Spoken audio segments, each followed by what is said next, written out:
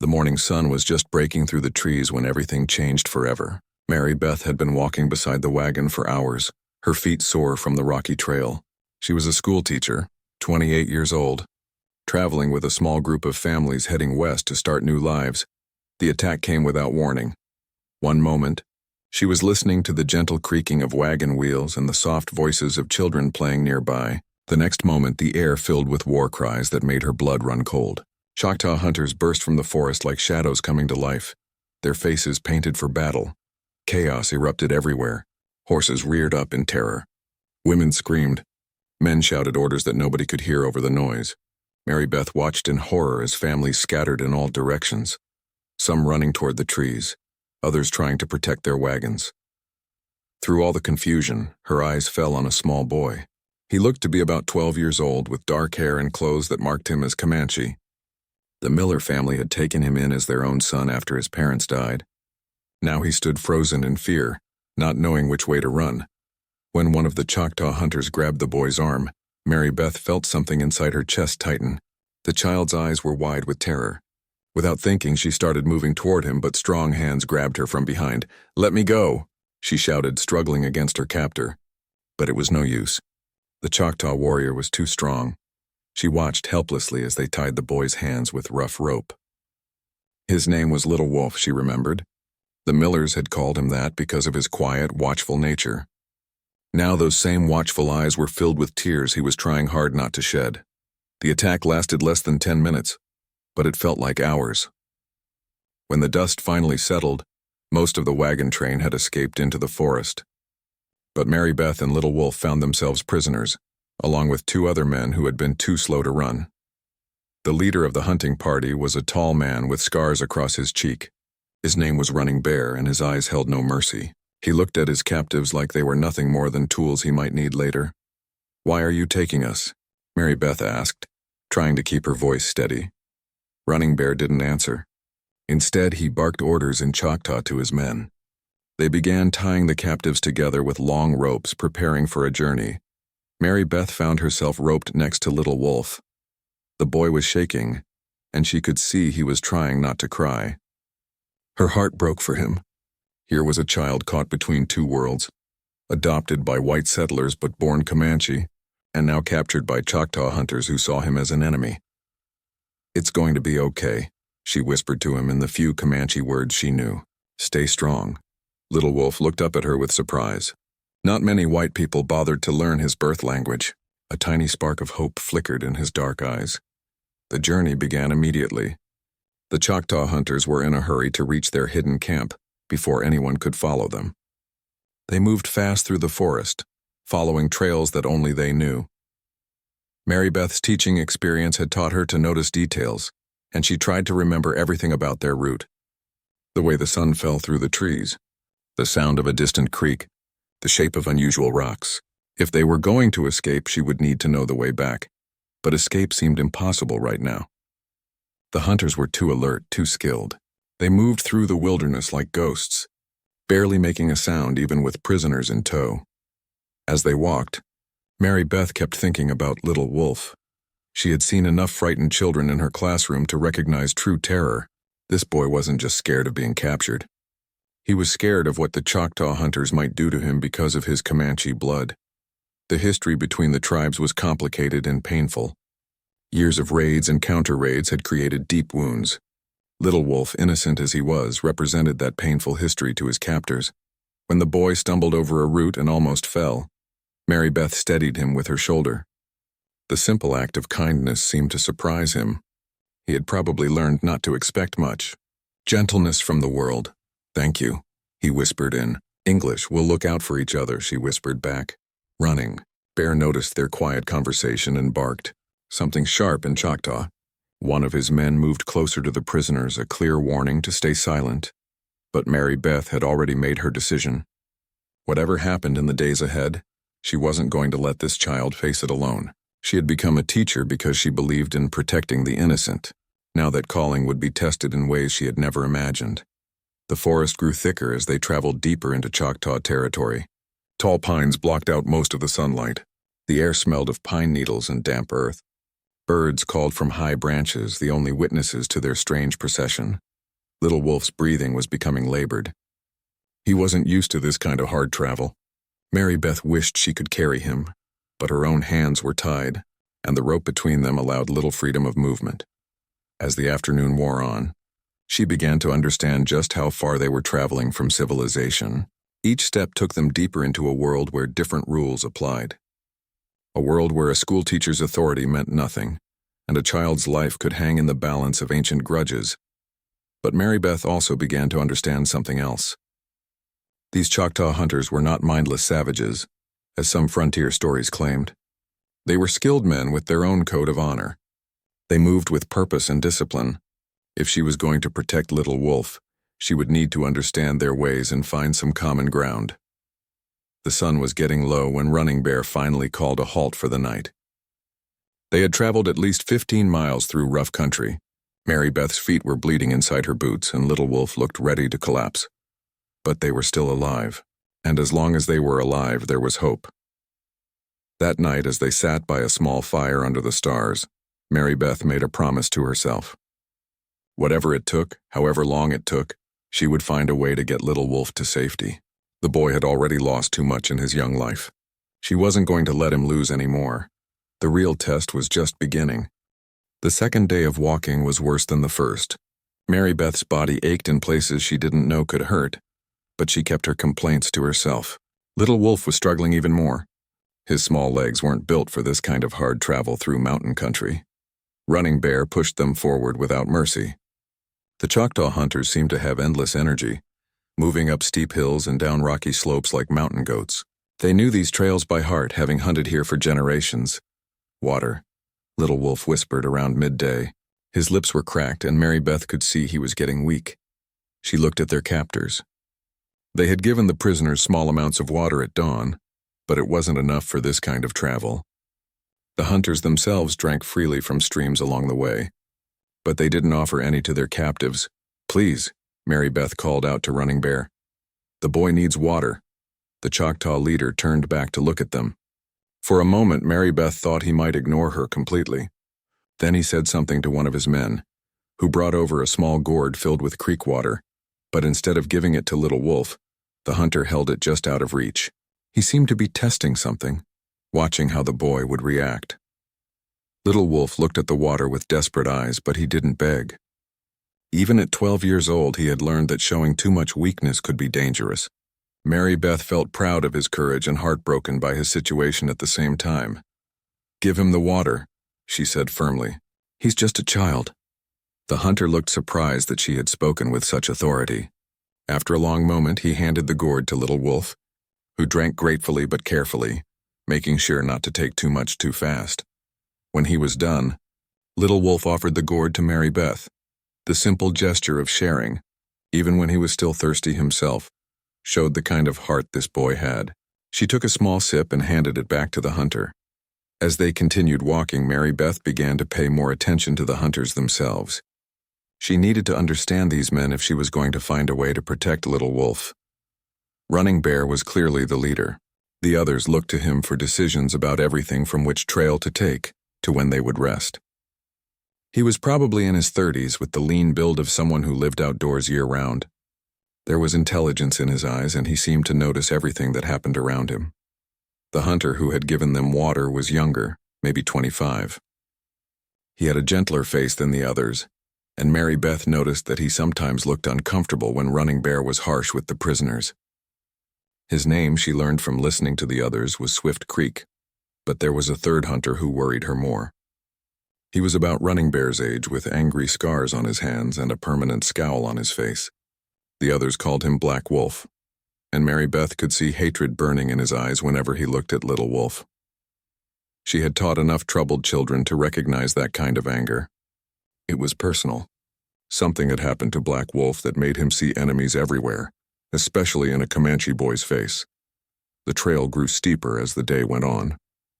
They were climbing into the heart of the Ouachita Mountains, following paths that white settlers had never seen. Ancient pine trees towered overhead, their branches so thick they blocked out most of the sky. Little Wolf stumbled more and more often.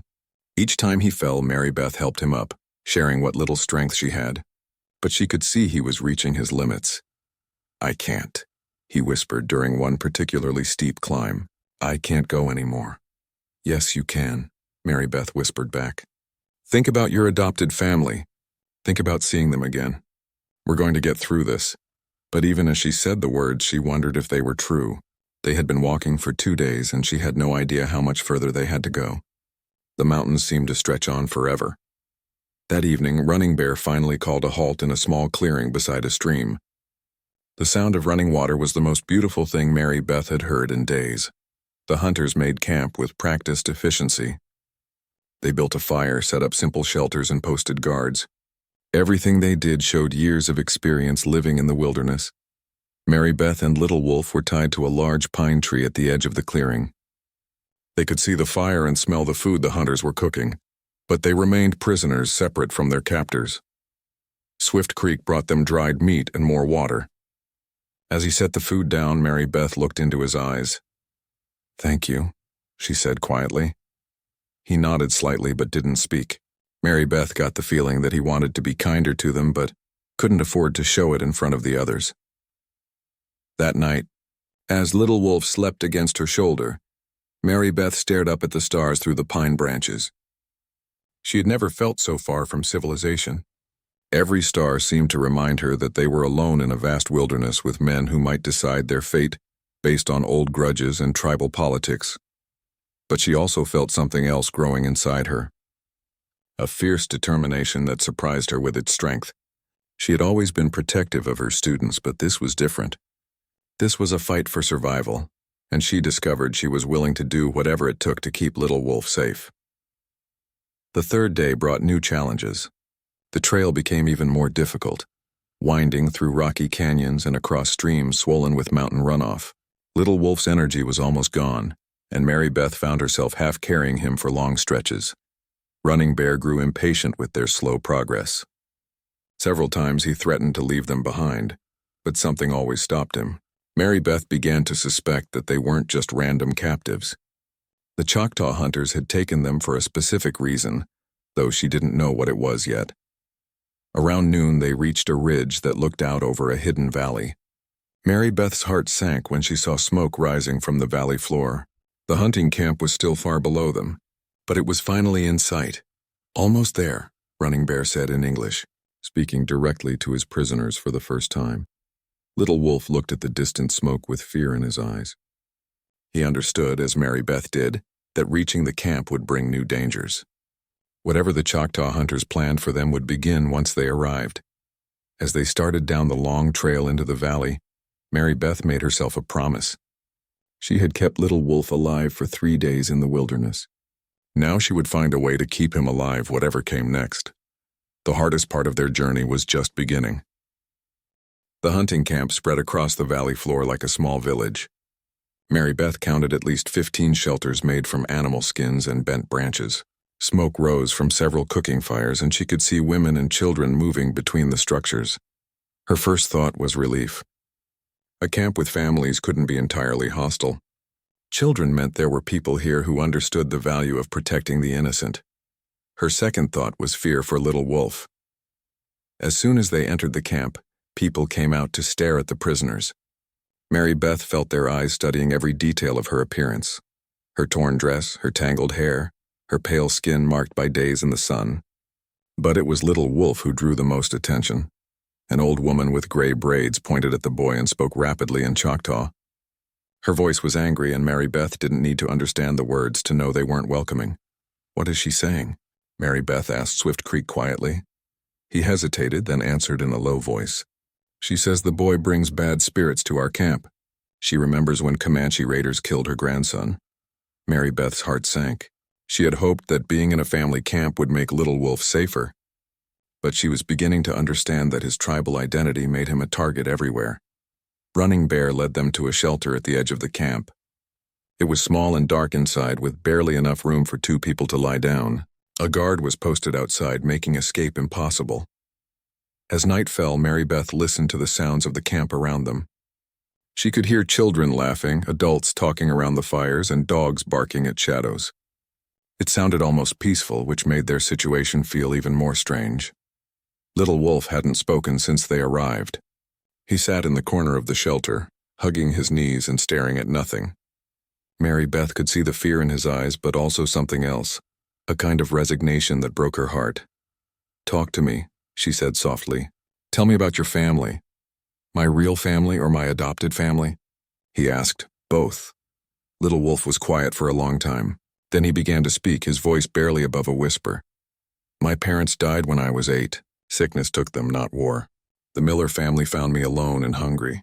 They could have left me to die, but they didn't.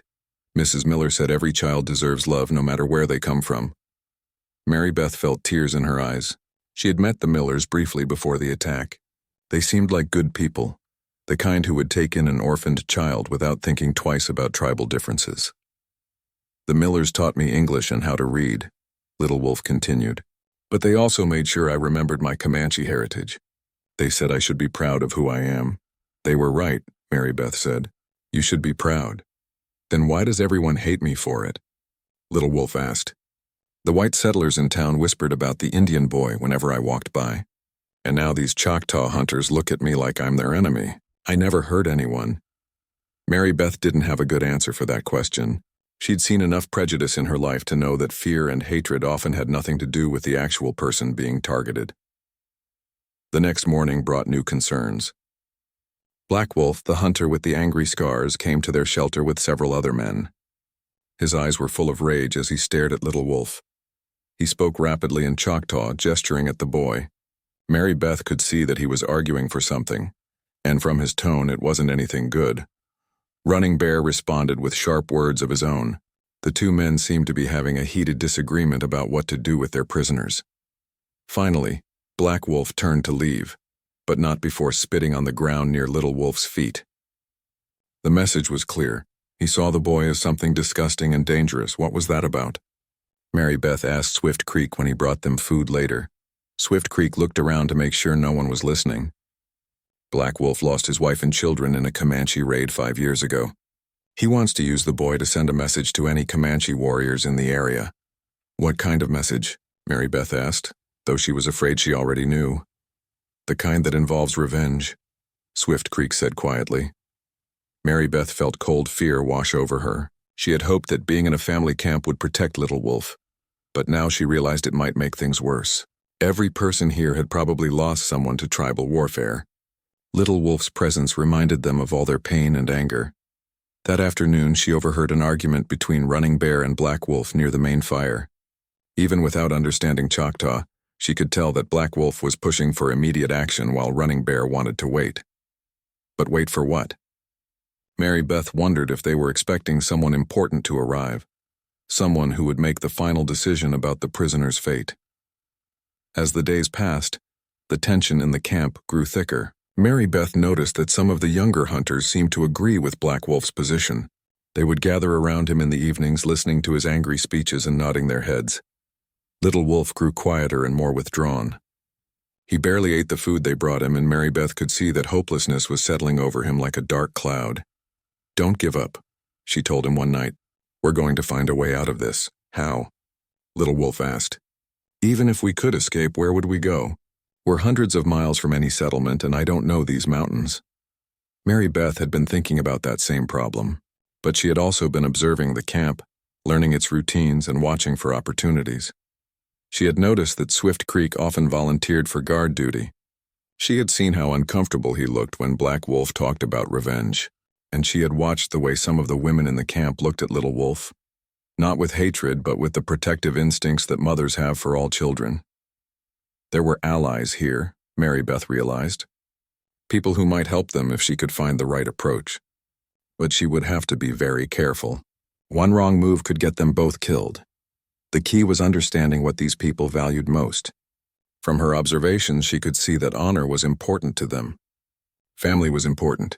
And despite the anger that some felt toward Comanche raiders, most of them still believed in protecting the innocent. Little Wolf wasn't a raider. He was a child who had never hurt anyone. If Mary Beth could make the camp see him as he really was instead of as a symbol of their enemies, she might be able to save his life. But first, she needed to gain their trust. and that would require taking risks that scared her more than anything she had ever faced. The real battle for Little Wolf's life was about to begin. Mary Beth knew she had to act carefully. One mistake could cost Little Wolf his life, but doing nothing would definitely cost him his life. She decided to start small, looking for ways to show the camp that she and the boy were real people, not just symbols of conflict. Her first opportunity came when she noticed an elderly woman struggling to carry water from the stream. The woman was obviously Running Bear's mother. They had the same strong jaw and intelligent eyes, but age had bent her back and weakened her arms. "Let me help," Mary Beth said, stepping forward despite the guard's surprised protest. The old woman, whose name was Singing Bird, looked at her with suspicion, but when Mary Beth gently took one of the heavy water containers and carried it back to the shelter, something shifted in the woman's expression. "Why do you help me?" Singing Bird asked in broken English. "Because you need help," Mary Beth replied simply, "and because where I come from we help our elders."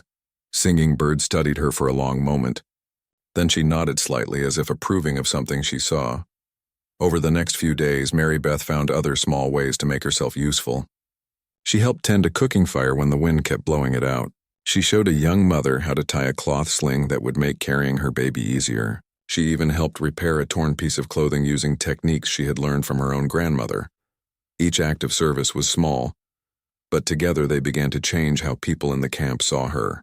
Instead of just being a white prisoner, she was becoming a person who contributed to the community. Little Wolf watched these interactions with growing hope. "They're starting to like you," he whispered one evening. "Some of them," Mary Beth agreed. "But we need more than that. We need them to see you the way I see you." That opportunity came sooner than she expected. One morning, a little girl in the camp wandered too close to the stream and fell in. The current was strong from recent rains, and she was quickly swept downstream toward dangerous rapids. Little Wolf acted without thinking. Despite being a prisoner, despite the hatred some people in the camp felt for him, he dove into the cold water and swam after the little girl. Mary Beth held her breath as she watched him fight the current. Little Wolf was a strong swimmer. The Miller family had made sure of that, but the stream was treacherous. Twice he almost lost his grip on the struggling child. Finally, he managed to reach the bank with the girl safe in his arms. She was scared and crying, but alive. The girl's mother, a woman named Bright Moon, ran to them with tears streaming down her face. She took her daughter in her arms, then looked at Little Wolf with an expression of pure gratitude. "Thank you," she said in English, then repeated it in Choctaw. Little Wolf, shivering and exhausted, just nodded. "She's safe," he said. "That's what matters." Word of the rescue spread through the camp quickly. Mary Beth could see people talking in small groups, gesturing toward Little Wolf with expressions that were no longer filled with hatred. But Black Wolf was furious about the incident. That evening, he confronted Running Bear by the main fire, speaking loudly enough for the whole camp to hear. Mary Beth couldn't understand all the words, but she could see that Black Wolf was arguing that Little Wolf's heroic act was just a trick to gain sympathy. He claimed that Comanche boys were taught to be cunning from an early age, and that saving one Choctaw child didn't erase the crimes of his people. Running Bear listened patiently, but Mary Beth could see doubt in his eyes. The rescue had complicated things in ways that the Choctaw leader hadn't expected. Swift Creek approached Mary Beth later that night when he thought no one was watching. "Some people are starting to question what we should do with the boy," he said quietly. "Black Wolf is angry about that. What do you think?" Mary Beth asked. Swift Creek was quiet for a long time. "I think a boy who risks his life to save a child he doesn't. Even no is not the same as the warriors who killed Black Wolf's family." It was the most encouraging thing Mary Beth had heard since their capture. But she knew that changing minds in the camp would take more than one heroic act. She began sharing stories around the cooking fires when people would listen. She told them about Little Wolf's life with the Miller family, about how he had learned to read and write, about his dreams of becoming a teacher himself someday. She also shared stories about her own life, about growing up on the frontier and learning that people were more alike than different, regardless of what tribe they came from or what color their skin was. Singing Bird became her strongest ally in these efforts. The old woman had lived long enough to see the true cost of constant warfare between tribes. She understood that hatred only created more hatred, and that children always paid the highest price. "My grandson was killed by Comanche raiders," Singing Bird told Mary Beth one day. "But this boy is not those raiders. This boy saved our little one from the water." Mary Beth felt hope growing in her chest. If Running Bear's mother was supporting Little Wolf, other people would listen. But Black Wolf wasn't giving up his campaign for revenge. He began visiting shelters throughout the camp, reminding people of loved ones they had lost to Comanche attacks. He painted vivid pictures of what Comanche warriors had done to Choctaw families in the past. "The boy will grow up to be just like them," Black Wolf argued.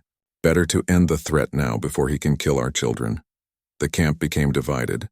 Some people, especially the older women and the parents of young children, began to see Little Wolf as Singing Bird did, a child who deserved protection regardless of his tribal origins. But others, particularly the younger warriors who had never known anything but conflict, agreed with Black Wolf's call for revenge. Mary Beth could feel the tension building toward some kind of crisis. Running Bear was being pressed to make a decision, and she wasn't sure which way he would choose. She decided to take a desperate gamble. One evening, when most of the camp was gathered around the main fire, she stood up and asked permission to speak. The conversation stopped. Everyone turned to look at the white woman who had been their prisoner for more than a week. "I know you have suffered losses," Mary Beth began, speaking slowly so everyone could understand her English. "I know Comanche raiders have brought pain to your families. But Little Wolf is not a raider. He is a child who has already lost everything once. His parents died when he was very young. He knows what it feels like to be alone and afraid." She paused, looking around the circle of faces lit by firelight.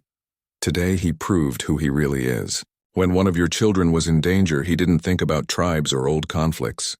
He just saw a little girl who needed help, and he risked his own life to save her." Black Wolf started to interrupt, but Singing Bird silenced him with a sharp gesture. Mary Beth continued, "I'm asking you to see him as he is, not as a symbol of your enemies. Give him a chance to show you the kind of man he will become." When she finished speaking, the camp was completely quiet. Even the children had stopped playing to listen. Running Bear stood up slowly. All eyes turned to him, waiting for his response. But before he could speak, Little Wolf himself rose to his feet. "I know my people have hurt your people," the boy said, his young voice carrying clearly in the still air. "I'm sorry for that pain, but I also know that your people have hurt mine. If we keep trading pain for pain, it will never end." He looked directly at Black Wolf. "I understand why you hate me, but I hope someday you can see that I'm not your enemy."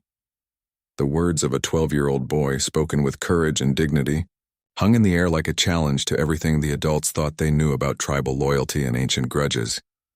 Mary Beth held her breath, waiting to see how the camp would respond to Little Wolf's plea for understanding. The fate of an innocent child hung in the balance. 3 days after Little Wolf's brave speech to the camp, disaster struck. The boy woke up burning with fever, his small body shaking with chills that no blanket could warm. Mary Beth pressed her hand to his forehead and felt her heart sink. The fever was dangerously high, and Little Wolf's breathing was shallow and rapid. After days of stress, poor food, and sleeping on the cold ground, his body had finally reached its breaking point. "Help me," she called to the guard outside their shelter. "The boy is very sick."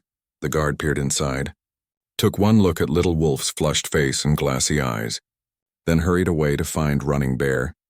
When the Choctaw leader arrived, he studied Little Wolf for a long moment. Mary Beth could see him weighing different possibilities in his mind. A sick prisoner was a burden, especially one who had already caused so much division in the camp. "The boy is weak," Running Bear said finally. "Maybe it is better to let nature take its course." "No," Mary Beth said fiercely. "He's not weak. He's sick because of how you've treated him. A child needs proper food and shelter and care. You've given him none of those things." Black Wolf appeared behind Running Bear, drawn by the sound of their argument. When he saw Little Wolf's condition, a cruel smile spread across his scarred face. "The spirits are deciding for us," Black Wolf said. "The boy will die, and we won't have his blood on our hands." Mary Beth felt a rage unlike anything she had ever experienced. "This is a child. How can you talk about letting him die?" "He is Comanche," Black Wolf replied coldly. "His death will save Choctaw lives in the future." His death will make you no better than the raiders you claim to hate, Mary Beth shot back. The words hit Black Wolf like a physical blow. His hand went to his knife, and for a moment Mary Beth thought he might kill her on the spot. But Singing Bird had arrived, and the old woman's presence commanded respect even from Black Wolf. "What is happening here?" she asked in English, looking at the fevered boy. "The white woman wants us to waste medicine on our enemy," Black Wolf said. Singing Bird knelt beside Little Wolf and placed her weathered hand on his burning forehead. The boy's eyes fluttered open, and he looked at her with the confused gaze of someone lost in fever dreams. "Please," he whispered, "I want to go home." Something in his voice, the simple plea of a sick child, seemed to touch something deep in Singing Bird's heart. She looked up at her son with steel in her ancient eyes. "This boy saved our little Bright Moon's daughter," she said firmly. "We owe him a debt." "We owe him nothing," Black Wolf argued. He is a child," Singing Bird interrupted, her voice carrying the authority of someone who had outlived most of her generation. "And I will not have it said that the Choctaw people let a child die when they could have saved him." Running, Bear found himself caught between his mother's moral authority and Black Wolf's call for revenge. The entire camp seemed to be holding its breath, waiting to see which path their leader would choose. Finally, Running Bear spoke. "If the white woman thinks she can heal him, let her try. But if the boy dies despite her efforts, it will prove that the spirits want him dead." "And if he lives?" Mary Beth asked. Running Bear's expression was unreadable. "Then we will see what the spirits want us to do with him." It wasn't the answer Mary Beth had hoped for, but it was better than watching Little Wolf die without even trying to help him. "I'll need herbs," she said quickly. "Willow bark for the fever, pine needle tea for his breathing, and clean water, lots of clean water." Singing Bird nodded and began giving orders to the other women. Mary Beth was surprised by how quickly they responded. Even the women who had seemed hostile before were now willing to help save a sick child. The next 3 days became a blur of desperate activity. Mary Beth barely slept, staying by Little Wolf's side and using every healing technique she had ever learned. She had grown up on the frontier where doctors were rare and mothers had to know how to treat everything from broken bones to deadly fevers. She made tea from willow bark to bring down the fever. She used pine needles to help clear his lungs. When he couldn't keep food down, she fed him broth 1 spoonful at a time. When his fever spiked so high that he started having seizures, she packed him in cool, wet cloths until his temperature dropped. Throughout it all, Little Wolf drifted in and out of consciousness. Sometimes he called for his adopted mother. Sometimes he spoke in Comanche, reliving memories from his early childhood. Once he grabbed Mary Beth's hand and whispered, "Don't let them hurt me." "I won't," she promised. "I'll keep you safe." On the second night, his condition got so bad that Mary Beth thought she was going to lose him. His breathing became so shallow that she had to put her ear to his chest to make sure his heart was still beating. Singing Bird sat beside her through that long, dark night. The old woman didn't speak much, but her presence was a comfort. Together, the Choctaw grandmother and the white schoolteacher kept watch over a sick Comanche boy, proving that compassion could cross any boundary. Black Wolf came by several times, hoping to see that Little Wolf had died. Each time he found the boy still fighting for life, his expression grew darker. "You're only delaying the inevitable," he told Mary Beth on the 3rd morning. "The boy is dying. Let him go." "He's not dying," Mary Beth said firmly, though she wasn't entirely sure that was true. "He's fighting, and I'm going to fight with him." By the 3rd afternoon, something began to change. Little Wolf's fever finally broke and his breathing became stronger and more regular. When he opened his eyes, they were clear for the first time in days. "I'm thirsty," he whispered. Mary Beth felt tears of relief streaming down her face. "Of course you are," she said, reaching for a cup of water. "You've been very sick." As Little Wolf slowly recovered over the next few days, word of his survival spread through the camp. Many people saw it as a sign that the spirits approved of mercy. Even some of Black Wolf's supporters began to question whether killing the boy was the right thing to do. Swift Creek visited their shelter one evening, bringing fresh meat and words of encouragement. "Many people are saying you have strong medicine," he told Mary Beth. "They're saying the spirits spoke through your hands to heal the boy." Mary Beth shook her head. "I just used what my grandmother taught me. Any mother in this camp could have done the same thing. But they didn't," Swift Creek pointed out. You did? Even though he's not your child, even though helping him put you in danger.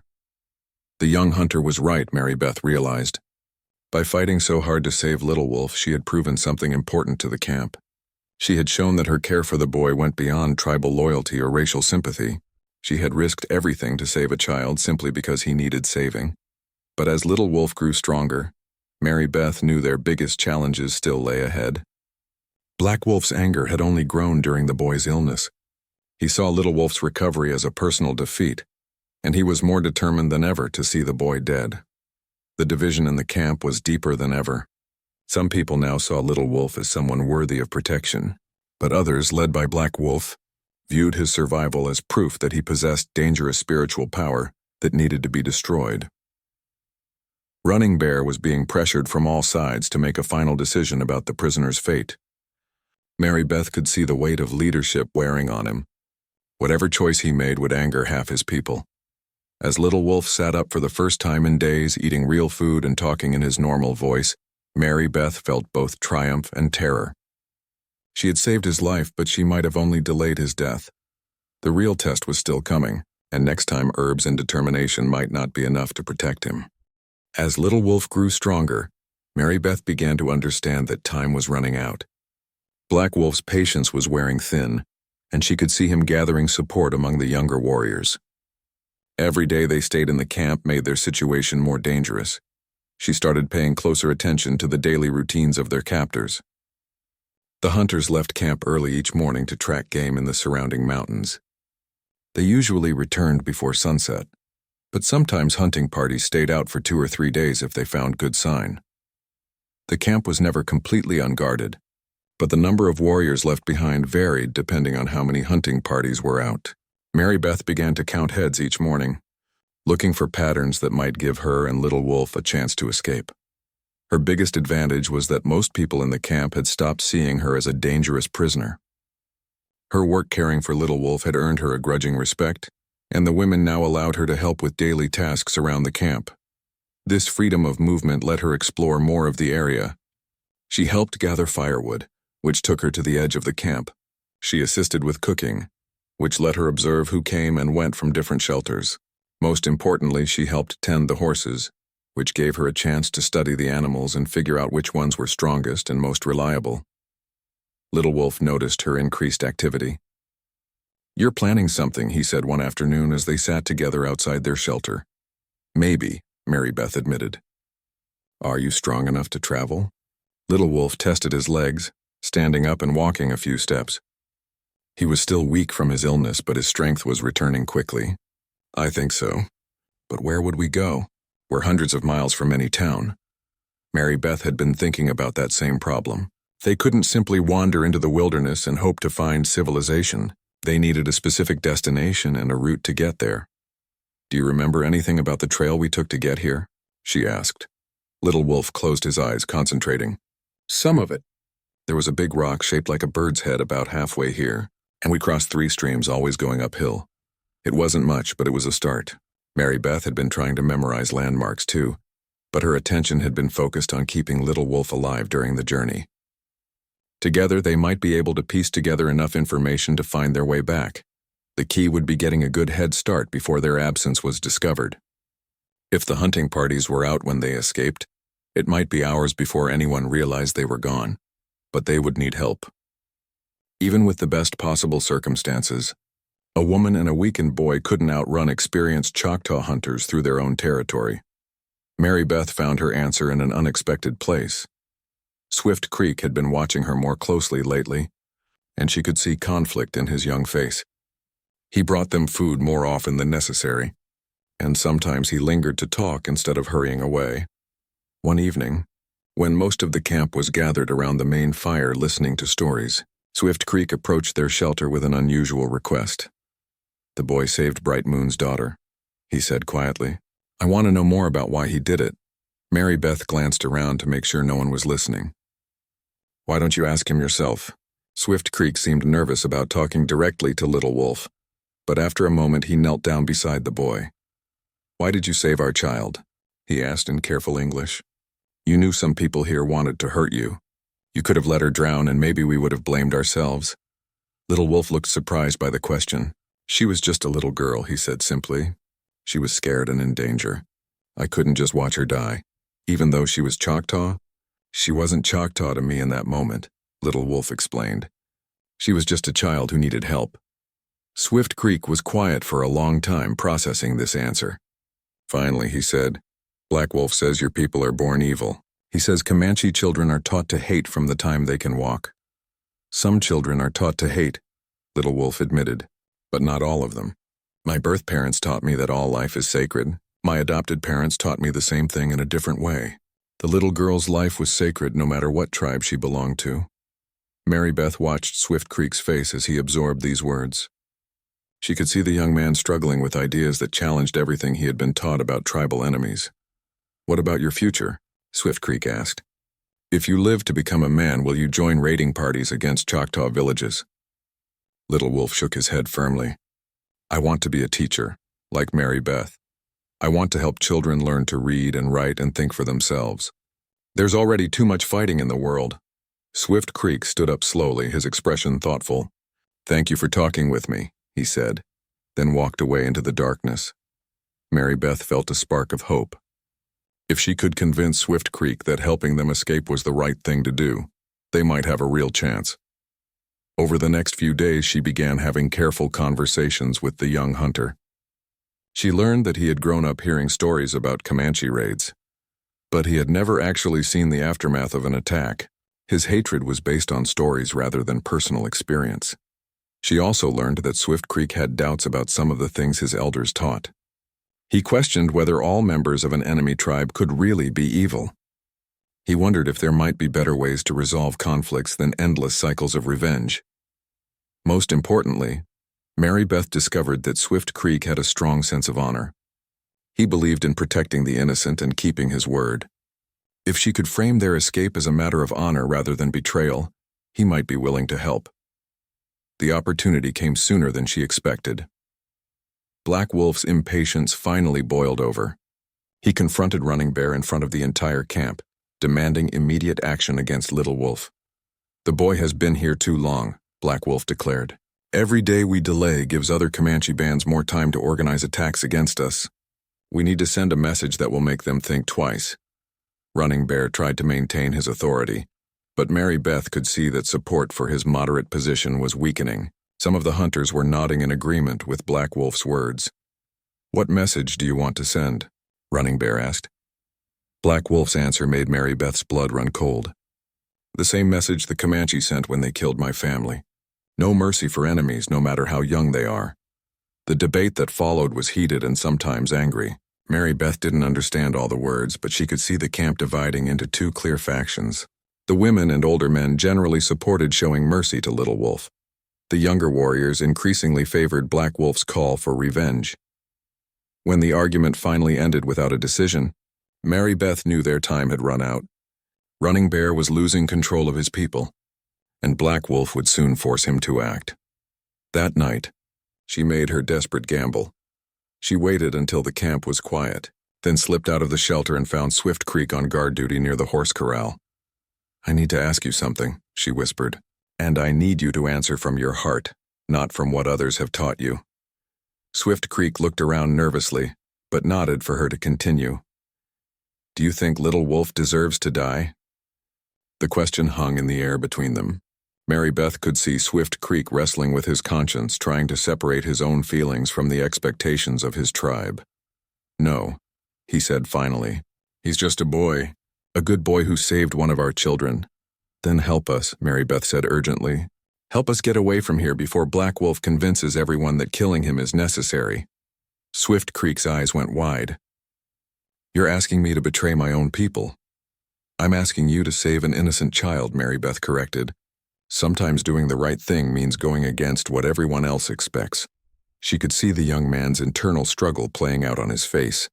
Everything he had been taught told him to refuse, but his own conscience was telling him something different. If I help you, he said slowly, I can never come back here. My people will see me as a traitor, and if you don't help us, you'll have to live with watching an innocent child die when you could have prevented it. Swift Creek was quiet for a long time. staring up at the stars as if looking for guidance from the spirits. Finally, he turned back to Mary Beth with resolution in his eyes. "Tell me what you need me to do." The plan had to be perfect. One mistake would mean death for all of them. Mary Beth and Little Wolf as escaping prisoners, and Swift Creek as a traitor to his own people. They decided to wait for the new moon, when the darkness would give them the best chance of slipping away unnoticed. Swift Creek would volunteer for the late-night guard shift, giving him control over a crucial part of the camp's security during the darkest hours. Mary Beth spent the days leading up to their escape gathering supplies in secret.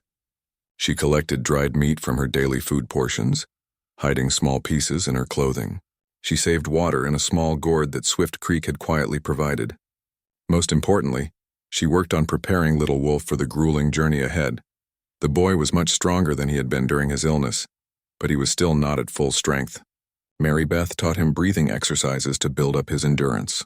She showed him how to move quietly through the forest, placing each foot carefully to avoid snapping twigs or rustling leaves. "Remember," she told him, "once we start running, we can't stop until we're far away from here. No matter how tired you get, no matter how much your feet hurt, we have to keep moving." Little Wolf nodded seriously. He understood that this was their only chance. If they were caught, Black Wolf would use their escape attempt as proof that they couldn't be trusted, and Running Bear would have no choice but to agree to harsh punishment. Swift Creek used his position as a hunter to scout possible escape routes. He identified a deer trail that led northeast from the camp, winding through thick forest that would provide cover from pursuit. The trail eventually connected to a creek bed that they could follow for several miles, masking their tracks in the water. "After you reach the creek, stay in the water for as long as you can," he instructed them. "Even our best trackers will have trouble following you through running water." He also provided them with crucial information about the terrain ahead. There were 3 major ridges between the camp and the nearest white settlement. Each ridge would be a difficult climb, especially for someone as young as Little Wolf, but they offered the best hope of staying ahead of pursuit. The night of the escape, storm clouds gathered overhead, promising rain that would further help cover their tracks. Mary Beth took it as a good sign, though the approaching weather also meant they would be traveling in cold, wet conditions. Swift Creek had arranged for a small fire to accidentally catch some dry brush near the horse corral around midnight. The distraction would draw attention away from the prisoners' shelter and give them precious minutes to get clear of the camp. Mary Beth's heart was pounding as she waited for the signal. Little Wolf lay beside her, pretending to sleep but actually gathering his strength for the ordeal ahead. Through the walls of their shelter, they could hear the normal sounds of the camp settling down for the night. At exactly midnight, they heard shouts from the direction of the horses. Swift Creek's diversion had worked perfectly. Guards rushed toward the fire, leaving other parts of the camp temporarily undefended. "Now," Mary Beth whispered. They slipped out of the shelter and into the darkness. Mary Beth had memorized the layout of the camp during her weeks there, and she led Little Wolf between the silent shelters toward the forest edge. The fire was creating enough commotion to mask any small sounds they might make. But Mary Beth still moved with extreme caution. If anyone saw them now, their escape would be over before it began. They reached the tree line just as the first drops of rain began to fall. Mary Beth felt a moment of gratitude for the weather, even though it would make their journey more difficult. Swift Creek was waiting for them at the deer trail, carrying a small pack of additional supplies he had managed to gather. "This will help," he said, handing Mary Beth the pack. "There's enough food for 3 days if you're careful." "Thank you," Mary Beth said, meaning it with all her heart. "I know what this cost you." Swift Creek nodded grimly. "Take care of the boy. He deserves a chance to grow up." There was no time for longer farewells. Already Mary Beth could hear voices from the camp suggesting that the fire was under control, and people were returning to their normal routines. "Go," Swift Creek urged. "I'll give you as much time as I can before I have to raise the alarm." Mary Beth took Little Wolf's hand and plunged into the dark forest. Behind them, Swift Creek disappeared back toward the camp to maintain his cover as long as possible. The deer trail was narrow and treacherous in the darkness.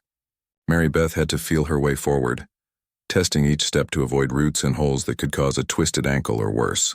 Little Wolf stayed close behind her, his hand on her shoulder to maintain contact. The rain began falling harder, soaking through their clothes and making the trail slippery.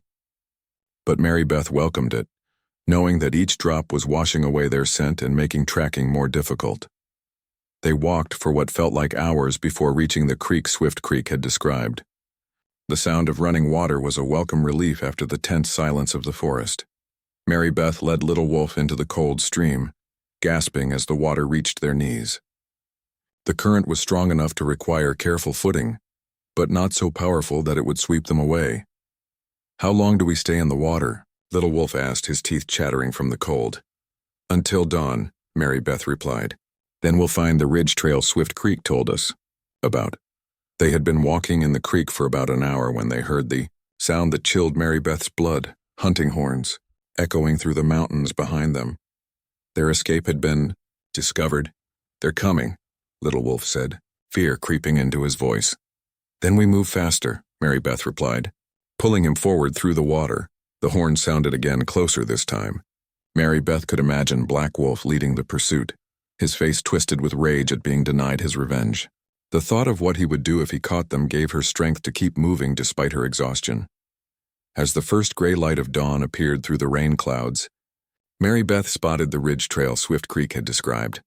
It was a steep, rocky path that wound up the mountainside through thick pine forest. They left the creek and began climbing. The trail was even more difficult than it had looked from below, but it offered their best hope of staying ahead of their pursuers.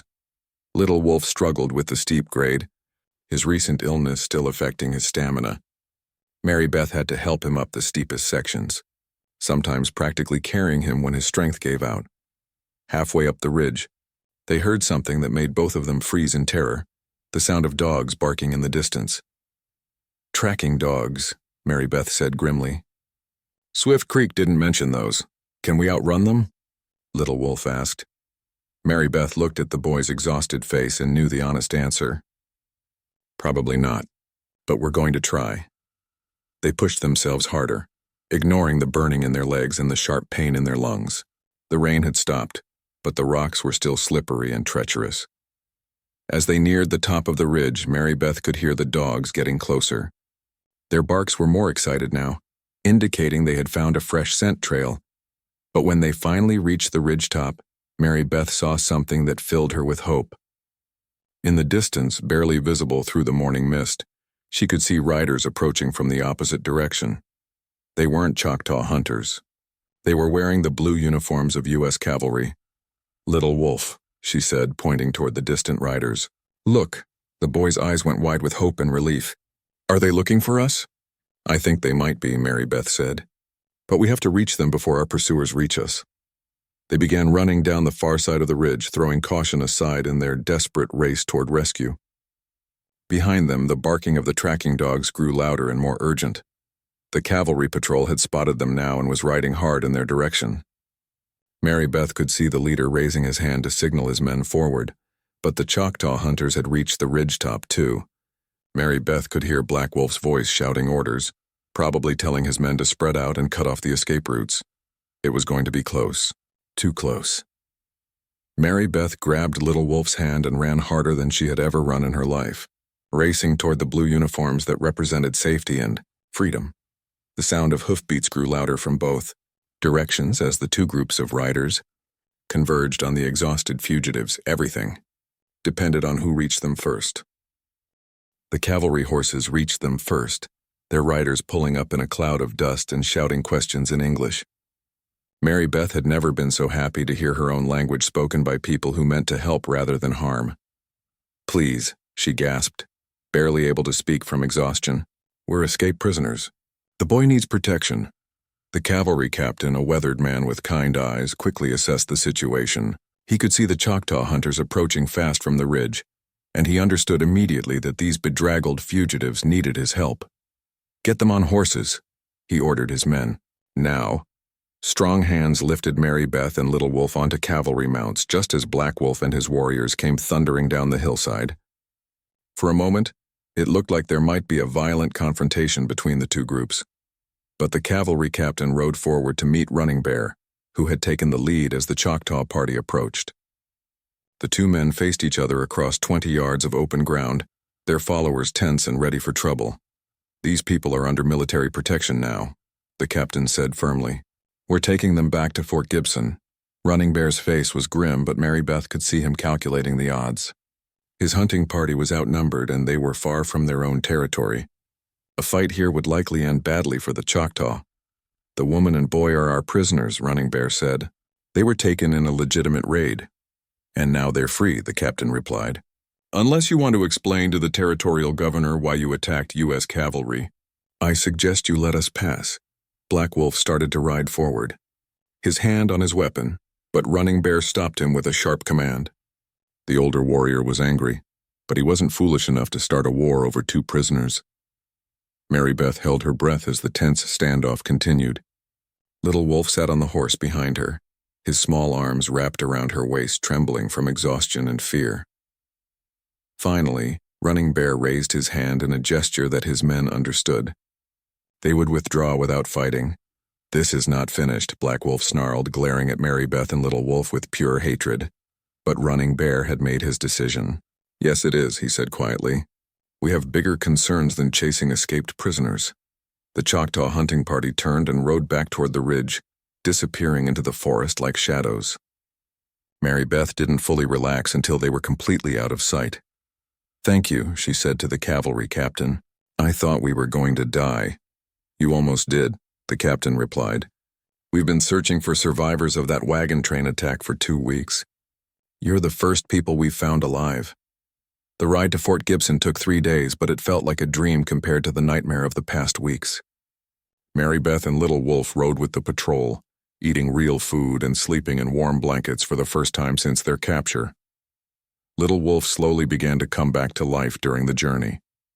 The constant fear that had haunted his eyes started to fade, replaced by something Mary Beth hadn't seen in weeks: hope for the future. At Fort Gibson, they learned that most of the other wagon train survivors had made it safely to nearby settlements. The Miller family, Little Wolf's adopted parents, had been frantically searching for news about their missing son. When the Millers arrived at the fort 2 days later, the reunion was everything Mary Beth had hoped it would be. Mrs. Miller wept as she held Little Wolf in her arms, and Mr. Miller had to wipe tears from his own eyes as he thanked Mary Beth for keeping the boy safe. "We thought we'd lost him forever," Mrs. Miller said. "How can we ever repay you for what you did?" "Just love him," Mary Beth replied. "That's all any child really needs." But the story didn't end there. Several months later, Mary Beth received a letter that surprised her.